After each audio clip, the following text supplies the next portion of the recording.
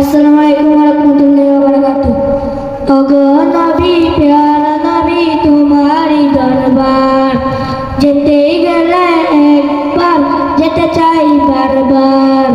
দু জাহানে চলে নবী তোমার জমিদারি, দু জাহানে চলে নবী তোমার জমিদারি। আল্লাহ সবকিছুর মালিক, আল্লাহ সবকিছুর মালিক, তুমি বন্টনকারী। রাসূল তোমার ভিখারি, রাসূল তোমার ভিখারি।